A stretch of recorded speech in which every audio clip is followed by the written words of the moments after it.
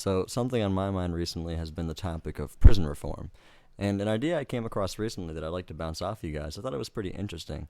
So I think I'm not sure if he was a clinical psychologist, but what he did was he's one of the people who does psychology work with prisoners. And he had a really fascinating viewpoint. So one of the things he pointed out was that our prison system's kind of based off of retribution. You go way back. What's the name of Hammurabi? Yeah, the Hammurabi's code, where it's like an eye for an eye, right? And that's where our legal system started and moved from there. And one of the things he pointed out was retribution doesn't necessarily make people want to reintegrate, right? Because when you do something, like let's say you get sent to a judge and he looks at you and looks at the crimes you committed and says, okay, you did this, this, and this, and we judge it as being this bad. And then he looks at you and kind of assesses what the probability is that you'll act up in the future. And then from there, it depends if you go to like minimum security or maximum security.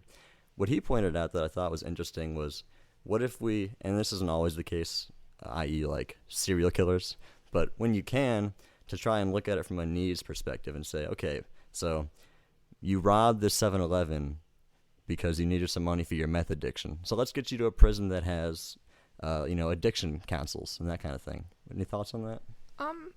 I think that that's definitely a direction in which prisons should go in. If you look at a lot of Scandinavian countries like Norway and Sweden and things like that, I guess Europe in general, more like rehabilitation centers and things like that, which I think you see a lot of because most prisoners in America, I think it's like 40-ish%, but definitely check me on that, are nonviolent drug users. So like mandatory minimums play a big role in that, which would play a big role in prison reform. So instead of just sending them to prison for 5 years, if you send them to a rehabilitation center, they're less likely to relapse, which means they're less likely to go back to prison, and they're more likely to become productive in society.